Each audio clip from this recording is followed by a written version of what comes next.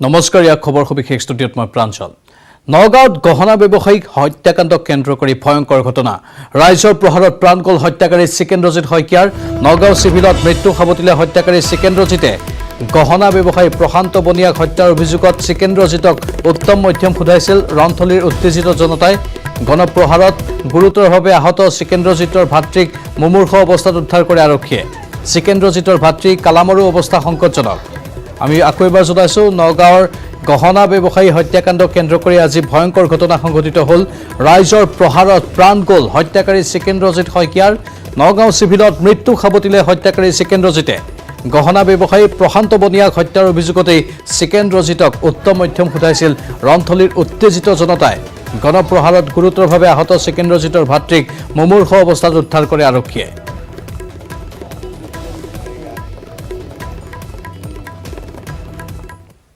আনেক breaking news বোকাজানৰ Hatigarh পানিকা বস্তিৰ শোকাবহ ঘটনা বজ্ৰ পৰি নিহত হাইস্কুলৰ দুই ছাত্ৰ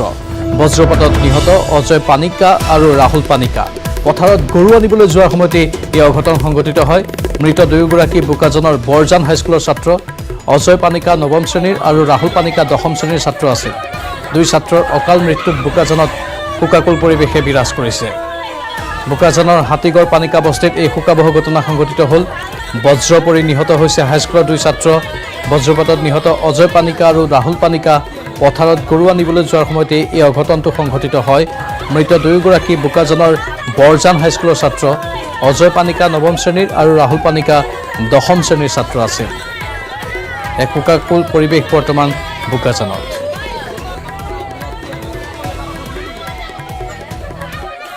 মৰিয়নিৰ মাজনৈ চাহ বাগিচাত নৃশংস হত্যাকাণ্ডৰ এক খবৰ জনাব বিচাৰিছো ককায়েকৰ দাৰ ঘাপত প্ৰাণ গ'ল ভায়েকৰ অজয় পান তাঁতিক হিৰচ্ছেদ বিজয় পান তাঁতিৰ ৰাইজে কৰায়ত্ব কৰিলে হত্যাকাৰী বিজয় পান তাঁতিক হত্যাকাৰীক কৰায়ত্ব কৰি ৰাইজে গতালে আৰক্ষীক পূৰ্বে পত্নীক হত্যা কৰি জেললৈ গৈছিল বিজয় মৰিয়নিৰ মাজনৈ চাহ বাগিচাতে এই নৃশংস হত্যাকাণ্ড সংঘটিত হ'ল ককায়েকৰ দাৰ ঘাপত প্ৰাণ গ'ল ভায়েকৰ অজয় পান তাঁতিক হিৰচ্ছেদ কৰিলে বিজয় পান তাঁতিয়ে ৰাইজে ইতিমধ্যে কৰায়ত্ব কৰি আৰক্ষীক সমজাই দিছে হত্যাকাৰী বিজয় পান তাঁতিক পূৰ্বে পত্নীক হত্যা কৰি জেললৈ গৈছিল বিজয় পান তাঁতি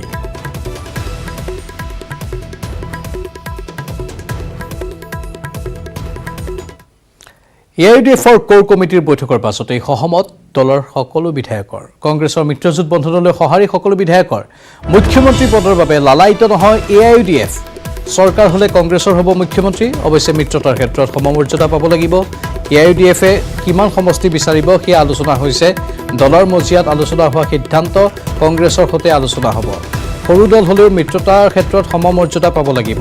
এই মন্তব্য এআইডিএফৰ সাধাৰণ সম্পাদক আমিনুল ইছলামৰ তো আমি সেইটো বিগ ব্ৰাদাৰ ক'বই লাগিব আমি কৈছো বিগ ব্ৰাদাৰ এটিটিউড আমি তেখেতসকলক দিছোঁ সিহঁত আমাৰ ডাঙৰ ভাই আমি এটা সৰু দল আমি 18টালৈকে পাইছোঁ আমি সিংগল লাৰ্জেষ্ট অপজিশ্যনে যে পাইছোঁ এতিয়ালৈকে আমি গভৰ্ণমেণ্ট পাৰ্টি কৰা নাই তো এই গোটেইখিনিৰ কাৰণে আমি সিহঁতক বিগ ব্ৰাদাৰ কৰিছোঁ এটা আমাৰ নো প্ৰব্লেম যিহেতু আমি মুখ্যমন্ত্ৰীৰ প্ৰাৰ্থিত্ব আজমল চাহাব লালায়িত নহয় কথা আমি আপোনালোকক অৱগত কৰাইছোঁ ক্লিয়াৰ কাট অৱগত কৰাইছোঁ মুখ্যমন্ত্ৰীৰ কাৰণে আমাৰ আজমল চাহাব আমাৰ সন্মানে হ'ব গৈছে লালায়িত নহয় তেখেতে CM হ'বৰ কাৰণে অহা নাই এই কথা আমি আগতীয়াকৈ আপোনালোকক জনাইছোঁ এতিয়া কথাটো হৈছে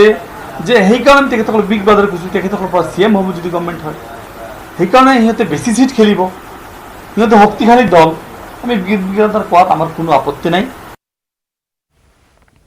ইফালে আজমলক কেতিয়াও দিছপুৰত বহিবলৈ নিদিওঁ বিজেপিৰ যুৱ মৰ্চাৰ কাৰ্যনিৰ্বাহকত অগ্নিবীণাৰ গান আওৰাই আজমলক হুংকাৰ দিলে মন্ত্ৰী হিমন্তই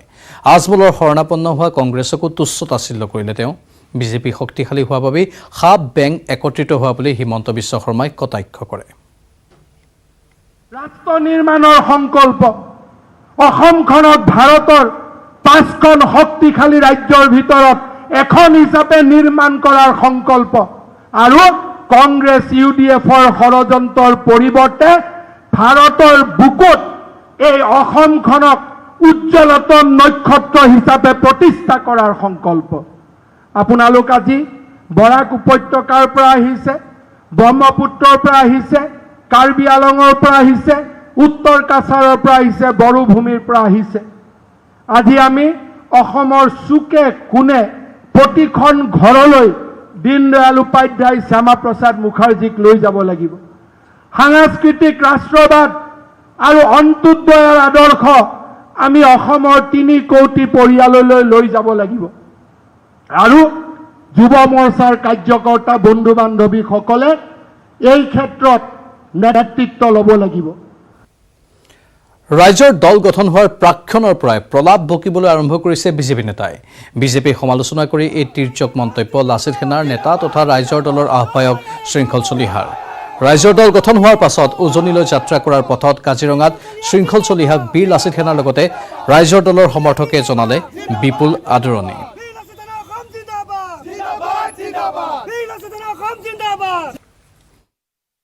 হিমন্ত বিশ্ব শৰ্মাহঁতে যেতিয়া আমাৰ ৰাইজৰ দলৰ মিটিং চলি আছে তাৰ অলপ পিছৰ পৰা হিমন্ত বিশ্ব শৰ্মাহঁত আৰু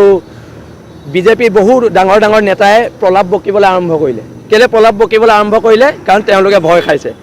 আৰু তদুপৰি এবাৰ জাতিদ্ৰোহী জাতীয়তাবাদক ঠগা অতুল বৰাকো কিন্তু বোকাখাতত হৰুৱা হ'ব সেইটো একদম স্পষ্ট কথা অতুল বৰা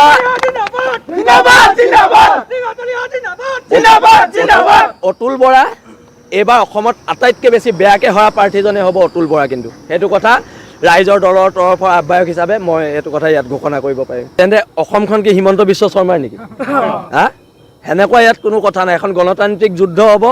আৰু এই যুদ্ধত বিজেপি হাৰিব ইয়াত এইবিলাক দমভালি মৰা কথা নচলিব ৰাইজৰ দলে 60 বা 70খন আসন পাব চৰকাৰৰ একক সংখ্যাগৰিষ্ঠলৈ চৰকাৰ বনাব সকলো জাতি জনগোষ্ঠীক লৈ চৰকাৰ গঠন হ'ব সুস্থ আঞ্চলিকতাবাদী চৰকাৰ গঠন হ'ব 2021 আৰু বিজেপি কংগ্ৰেছ UDFৰ বিৰুদ্ধে এক শক্তিশালী ৰূপত আমি অৱতীৰ্ণ হ'ম আৰু অনাগত দিনত সুস্থ এক জাতীয়তাবাদৰ পৰিৱেশ অসমত সৃষ্টি হ'ব মই এতিয়া ৰাইজৰ দলৰ আহ্বায়ক হৈ আছোঁ কিন্তু অনাগত দিনত মই প্ৰতিদ্বন্দ্বিতা কৰোঁ নকৰোঁ সেই কথাটো বীৰ লাচিত সেনাৰ সৈনিকসকলে মোক জনাব খবৰ জনাই থাকিম কিন্তু এইখিনিতে সময় হৈছে বাণিজ্যিক বিৰতিৰ পুনৰ স্বাগতম ৰূপহী হাতত কিশোৰী ধৰ্ষণক লৈ উত্তপ্ত পৰিস্থিতি আত্মীয়ৰ ঘৰলৈ যোৱাৰ সময়তে কিশোৰীক ধৰ্ষণৰ অভিযোগ উত্তম কুমাৰ মণ্ডল নামৰ যুৱকজনৰ বিৰুদ্ধে এই অভিযোগ উত্থাপন হৈছে ফুচুলাই নি নিজৰ দোকানত ধৰ্ষণ কৰাৰ অভিযোগ ৰাইজে অভিযুক্ত উত্তমক আটক কৰি গতাই দিয়ে আৰক্ষীক ৰূপহী হাতত কিশোৰী ধৰ্ষণক লৈ উত্তপ্ত পৰিৱেশৰ সৃষ্টি হয় আত্মীয়ৰ ঘৰলৈ যোৱাৰ সময়তে কিশোৰীক ধৰ্ষণৰ গুৰুতৰ অভিযোগ উত্থাপন হৈছে উত্তম কুমাৰ মণ্ডল নামৰ যুৱকজনৰ বিৰুদ্ধে এই অভিযোগ ফুচুলাই নি নিজৰ দোকানত ধৰ্ষণ কৰাৰ অভিযোগ উত্থাপন হৈছে ৰাইজে অভিযুক্ত উত্তমক আটক কৰি পাছত আৰক্ষীক গতাই দিয়ে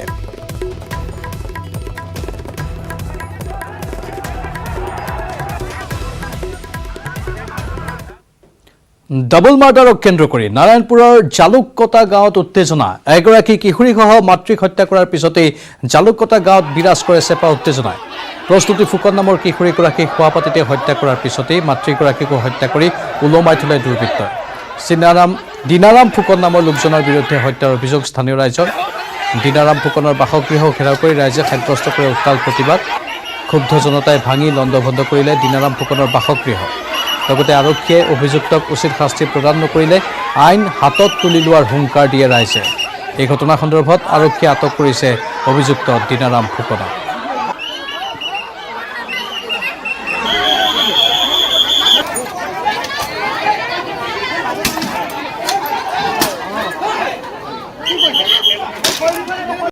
যে অভিযুক্তগৰাকী দিনাৰাম ফুকন বুলি হাজাৰ হাজাৰ ৰাইজে একেমুখেই অকল তেখেতৰ নামকে লৈ আছে গতিকে তেখেতৰ নাম কোৱা স্বত্তেও আৰু প্ৰাথমিক তদন্ত কি অৰ্থ থাকিলে ইয়াত গতিকে তেখেতক ৰাইজৰ সন্মুখতে কৰায়ত্ব কৰিব লাগে কিয় কৰায়ত্ব কৰা নাই গতিকে আমাৰ ৰাইজৰ দাবী যদি তেখেত প্ৰাথমিক তদন্তৰ পিছৰ অনুসন্ধানত যদি তেখেত নিৰ্দোষী হয় তেখেতক মুক্তি দিব কিন্তু এতিয়া সদ্যহতে অত ৰাইজৰ যেতিয়া ভাষ্য তেখেতলোকে গ্ৰহণ কৰিছে একেজন মানুহৰ নামকে লৈ আছে তেখেতক কৰায়ত্ব কৰা নাই কিয় এতিয়া নিতৌ বৃদ্ধি হৈছে অত্যাৱশ্যকীয় সামগ্ৰীৰ মূল্য গুৱাহাটীৰ বজাৰতো খাদ্য সামগ্ৰীৰ দাম বাঢ়িছে হুৰাহুৰে মূল্য বৃদ্ধিৰ বাবে গ্ৰাহক বিক্ৰেতাৰ হাহাকাৰ সৃষ্টি হোৱাৰ সময়তেই শীঘ্ৰে ব্যৱস্থা লোৱাৰ কথা ঘোষণা কৰিলে ৰাজ্যৰ মুখ্য সচিব কুমাৰ সঞ্জয় কৃষ্ণই বজাৰত মূল্য বৃদ্ধিৰ জুই গ্ৰাহক বিক্ৰেতাৰ হাহাকাৰ শীঘ্ৰে ব্যৱস্থা লোৱাৰ ঘোষণা ৰাজ্যৰ মুখ্য সচিবৰ সাপ্লাই ডিপাৰ্টমেণ্টৰ ফালৰ পৰা ব্যৱস্থা কৰি থকা হৈছে দাম বাঢ়িছে এইটো আমাৰ নটিছত আহিছে কিন্তু আমি ব্যৱস্থা লৈ আছোঁ নিতৌ বৃদ্ধি হৈছে অত্যাৱশ্যকীয় সামগ্ৰীৰ মূল্য গুৱাহাটীৰ বজাৰতো খাদ্য সামগ্ৰীৰ দাম বাঢ়িছে হুৰাহুৰে আলুৰ পাইকাৰী মূল্য প্ৰতি কিলো 34, 35 আৰু 36 টকা আলুৰ খুচুৰা মূল্য কিলো 45 টকা পিঁয়াজৰ পাইকাৰী মূল্য কিলো 48 টকা পিঁয়াজৰ খুচুৰা মূল্য কিলো 60 টকা বিলাহীৰ পাইকাৰী মূল্য 50 টকা বিলাহী খুচুৰা মূল্য কিলো 60 পৰা 70 টকা পটলৰ পাইকাৰী মূল্য কিলো 44 পৰা 46 টকা পটলৰ খুচুৰা মূল্য কিলো 60 পৰা 80 টকা ভেন্দিৰ পাইকাৰী মূল্য কিলো 50 পৰা 60 টকা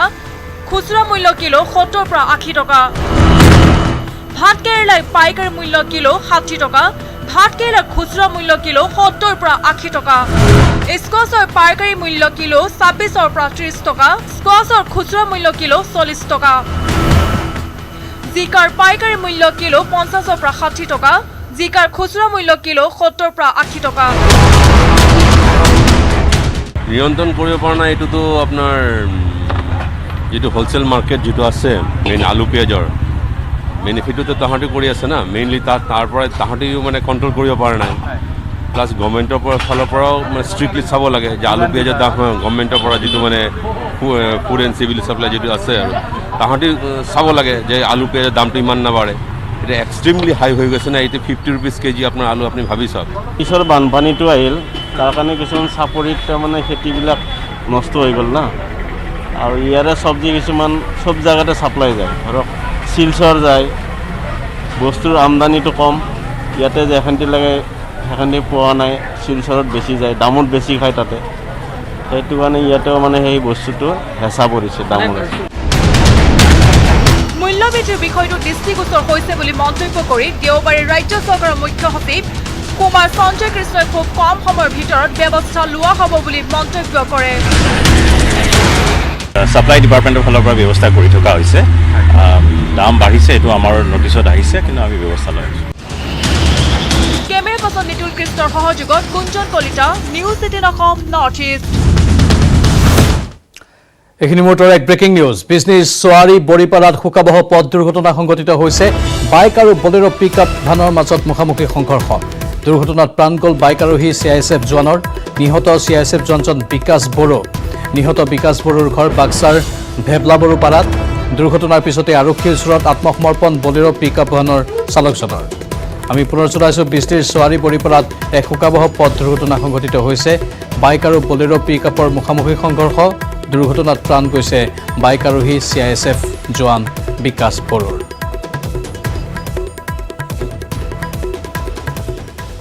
অসমৰ মাটিতে অসমীয়াক ভাবুকি মেঘালয়ৰ দুৰ্বৃত্তৰ পশ্চিম কাৰ্বি আংলঙৰ অসম মেঘালয় সীমান্তত অবাধ দপদপনি চলিছে অসমৰ ভূখণ্ডৰ ভিতৰতো পথ নিৰ্মাণত বাধা দিছে মেঘালয়ৰ লোকে ভাঙি লণ্ডভণ্ড কৰি খেদিলে কেম্প পথ নিৰ্মাণত নিয়োজিত অসমীয়া বনুৱাকো ভাবুকি দিছে কেম্প তাত নিৰ্মাণ কৰা হৈছে সেই কেম্পৰ পৰা তেওঁলোকক খেদি পঠোৱা হৈছে সীমান্তত অসমৰ লাংকেৰত এই এটা পথ নিৰ্মাণ কৰি আছিল বনুৱাসকলে অসমৰ ভূমিত PMGSYৰ অধীনত নিৰ্মাণ কৰি আছিল তাপাত খান্দুলি সংযোগী পথটো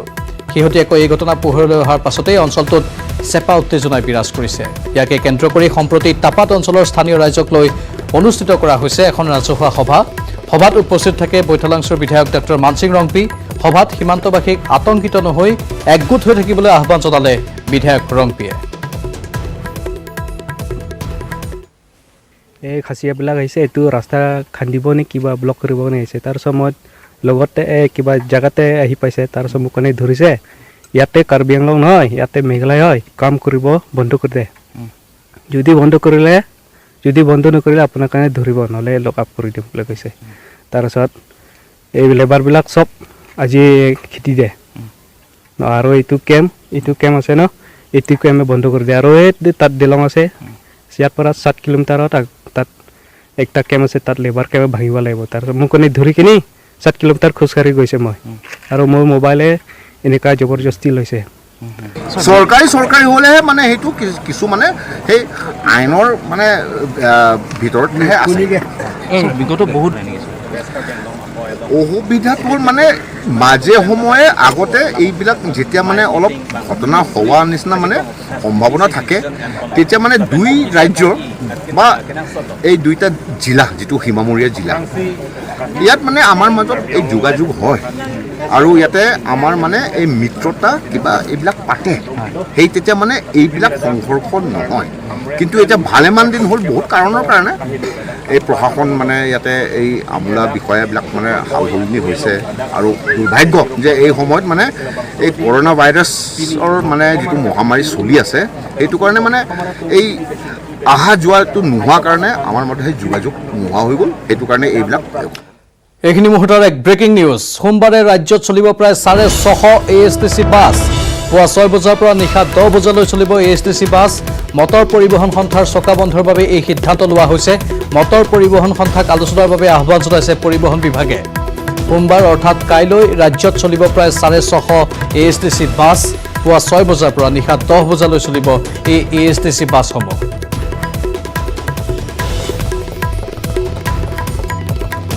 বাছৰ ষ্ট্ৰাইকৰ কথা কোৱা হৈছে এই পৰিপ্ৰেক্ষিতত অসম ৰাজ্যিক পৰিবহণ নিগমৰ ফালৰ পৰা আমি ইতিমধ্যে আমাৰ সকলো ডিভিজনলৈকে আমাৰ সকলো বিষয়া কৰ্মচাৰীক আমি সকলোকে আমি কৈছোঁ যাতে অহাকালি যিমান সংখ্যক বেছি ASTCৰ বাছ যাতে ৰাইজৰ সেৱাত ৰাস্তাত চলাচল কৰে যাতে এই ধৰ্মঘটৰ সময়খিনিত যাতে ৰাইজৰ কোনো অসুবিধা নহয় তাৰ প্ৰতি আমাৰ ASTCৰ বাছ সেৱা কালি ৰাতিপুৱা 6টা বজাৰ পৰা ৰাতি 10টালৈকে আমি যিমান পৰা যায় বেছি সংখ্যক বাছ চলাচল কৰিবৰ কাৰণে ইতিমধ্যে আমি যাৱতীয় প্ৰস্তুতি আমি সম্পূৰ্ণ কৰিছোঁ আৰু সেই মৰ্মে অহাকালি প্ৰায় 650 সংখ্যক বাছ গোটেই অসমত চলাচল কৰিব আৰু 250খন চিটি বাছ সেৱাত থাকিব গুৱাহাটী মহানগৰীৰ ভিতৰত আৰু ইতিমধ্যে আপোনালোকে গম পায় অসম চৰকাৰে বাছ মালিক সন্থা অল আছাম মটৰ ট্ৰেন্সপৰ্ট এছ'চিয়েশ্যনক ইতিমধ্যে তেখেতসকলক অনুৰোধ জনাইছে আৰু কৈছে যে অহা পৰহিলৈকে 6 তাৰিখে এটা আলোচনা অনুষ্ঠিত হ'ব তেখেতসকলৰ লগত অসম চৰকাৰৰ আৰু এই আলোচনা নোহোৱালৈকে সাময়িকভাৱে তেখেতসকলক চৰকাৰে অনুৰোধ জনাইছে যাতে তেওঁলোকৰ এই SI কেলেংকাৰীত জড়িত আৰু এজনক গ্ৰেপ্তাৰ কৰিছে CIDয়ে ভাৰ্গৱ গ্ৰেণ্ডত গোপন পৰীক্ষাত অৱতীৰ্ণ হৈছিল দ্বিতীয় যুৱকজন সুপাৰী ভৰ্তি ট্ৰাক অপহৰণ কৰি চালক নিবেদক হত্যাৰ অভিযোগত পূৰ্বে গ্ৰেপ্তাৰ হৈছিল যুৱকজন এই ৰিপৰ্ট আগবঢ়াই বিদায় লৈছো এতিয়া বাতৰিৰ পৰা নমস্কাৰ প্ৰায় প্ৰতিদিনাখনে SI কেলেংকাৰীয়ে নতুন নতুন মোৰ লৈছে আৰু শেহতীয়াকৈ আন এক মোৰ লৈছে SI কেলেংকাৰী SI কেলেংকাৰী পদৰ যি পৰীক্ষাৰ প্ৰশ্নকাকত ফাদিল হৈছিল বা SI যি কেলেংকাৰী সেই কেলেংকাৰীত নাম সাঙুৰ খাই পৰিছে বহুতৰে তাৰ ভিতৰত আমি বাৰম্বাৰ কৈ আছোঁ যে বিজেপিৰ নেতাৰ নাম সোমাই পৰিছে বা সাঙুৰ খাই পৰিছে তাৰ ভিতৰত দীপন ডেকা আছে বা অন্য ধৰণে আমি যদি চাওঁ দীপন ডেকাৰ মুখেৰেও আখৈ ফুটা দি ফুটিছে আৰু বহুতৰে নাম তাৰ মাজতে আন এক খবৰ আহি পৰিছে আৰু সেয়া হৈছে SI পদৰ পৰীক্ষাৰ প্ৰশ্নকাকত ফাদিল কেলেংকাৰীত নাম সাঙুৰ খাই পৰিছে বৰপেটাত কংগ্ৰেছ নেতাৰ এগৰাকী ঘৰত বৰপেটাৰ কংগ্ৰেছ নেতাজন হৈছে ৰকিবুল ইছলামক বিচাৰি নলবাৰী আৰক্ষীয়ে অভিযান চলায় আৰু আৰক্ষীয়ে বিচাৰি ফুৰা ৰকিবুল ইছলাম হ'ল বৰপেটা জিলা কংগ্ৰেছৰ প্ৰাক্তন সাধাৰণ সম্পাদক অৰ্থাৎ এনেধৰণে এতিয়া মোৰ লৈছে যে কংগ্ৰেছৰ লোকোটাত সাঙুৰ খাই পৰিছে কেৱল বিজেপি বুলি নহয় অৰ্থাৎ যি কথা আমি বাৰম্বাৰ কৈ আহিছিলোঁ যে হয়তো কোনো ৰাজনৈতিক নেতা হ'ব পাৰে বা কোনো ৰাজনীতিৰ সৈতে জড়িত ব্যক্তি হ'ব পাৰে এই সমগ্ৰ কেলেংকাৰীটোত জড়িত হৈ আছে ঠিক তেনেধৰণে এইবেলি দেখিবলৈ পোৱা গ'ল আমি এই মুহূৰ্তত যি জনাইছোঁ যে বৰপেটা জিলা কংগ্ৰেছৰ প্ৰাক্তন সাধাৰণ সম্পাদকগৰাকী ৰকিবুল ইছলামৰ বাসগৃহত কালি অভিযান চলোৱা হয় কিন্তু সেই সময়ছোৱাত ৰকিবুল ইছলামক পোৱা নগ'ল আনহাতে কালি সন্ধিয়াৰ ভাগত CIDয়ে পুনৰ অভিযান চলালে ঘোঁৰামৰাৰ অভিজিত বড়োৰ বাসগৃহত হয়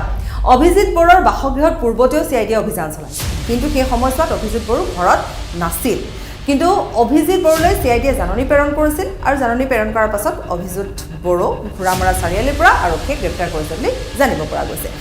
অভিজিত বড়ো কিন্তু কেৱল SI পৰীক্ষাৰ তেওঁ পৰীক্ষা দিয়া নাছিল বা গোপন যি পৰীক্ষা অনুষ্ঠিত হৈছিল সেই গোপন পৰীক্ষাত বহা নাছিল কেৱল সেই কেলেংকাৰীতে জড়িত নহয় তেওঁ জড়িত অন্য এক গোচৰত আমি সেই সন্দৰ্ভতো জনাই গৈছোঁ আজি পুৱাৰ ভাগৰ পৰা আমি যিহেতু জনাই গৈছোঁ যে অভিজিত বড়ো এটা হত্যাকাণ্ডৰ সৈতে জড়িত অৰ্থাৎ অভিজিত বড়ো এজন দাগী অপৰাধী যি এই SI কেলেংকাৰীৰ সৈতে জড়িত আৰু এইজন অপৰাধী অভিজিত বড়োৱে SI পৰীক্ষা দিছিল আগদিনা অৰ্থাৎ ভাৰ্গৱ গ্ৰেণ্ডত আছিল উৰে নিশা আৰু পৰীক্ষাৰ বাবে সাজু হৈছিল এই সমগ্ৰ কেলেংকাৰীটোত অভিজিত বড়ো জড়িত হৈ আছে যিজন অভিজিত বড়োৱে কিন্তু এখন চুপাৰী ভৰ্তি ট্ৰাক হাইজেক কৰি চালক আৰু হেণ্ডিমেনক হত্যা কৰিছিল এটা হত্যাকাণ্ডৰ সৈতেও জড়িত আছিল অভিজিত বড়ো ঠিক তেনেধৰণে দেখিবলৈ পোৱা গৈছে এতিয়া জিপি সিঙে ইতিমধ্যে জনাইছে আজি সংবাদ মাধ্যমৰ আগত জনাইছে যে দিবন ডেকাক ৰাজআতিথ্য প্ৰদান কৰা হোৱা নাই আমি বাৰম্বাৰ এই কথা কৈ আছিলোঁ যে দিবন ডেকাক এছবিত কিয় ৰখা হৈছে ৰাজআতিথ্য দিয়া হৈছে নেকি ৰাজ সাক্ষীৰ বাবে সাজু হৈছে নেকি কিন্তু ইতিমধ্যে ল এণ্ড অৰ্ডাৰ এডিজিপি জিপি সিঙে জনাইছে সংবাদ মাধ্যমৰ আগত যে ৰাজআতিথ্য দিয়া হোৱা নাই দিবন ডেকাক এছবিত এই কাৰণে ৰখা হৈছে কাৰণ প্ৰাণৰ ভয় দিবন ডেকাৰ প্ৰাণৰ সংশয় এই কথা দিবন ডেকাৰ পূৰ্বেও কৈছিলে যে তেওঁ ভয় খাইছে তেওঁ প্ৰাণলৈ ভয় খাইছে ভাবুকি নামি আহিছে বহু প্ৰভাৱশালী ব্যক্তি আছে আৰু সেইবাবে তেওঁ ৰাজ্যৰ পৰা পলায়ন কৰিছে আৰু সেইবাবেহে তেওঁৰ সুৰক্ষাৰ বাবেহে এছবিত হেনো ৰখা হৈছে দিবন ডেকাক দিবন ডেকাৰ এক্সামিনেশ্যন চলি আছে ইণ্টাৰভিউশ্যন চলি আছে এতিয়া 5 নিউজ ফ্ল্যাশ আগবঢ়াইছে অজন্তা শুজ এইটো সপ্তাহৰ দাদাৰ পছন্দ অজন্তা শুজ স্ট্ৰং মানে জানেনে মাইথন স্ট্ৰং মানে মাইথন নিৰ্মাণৰ মানদণ্ড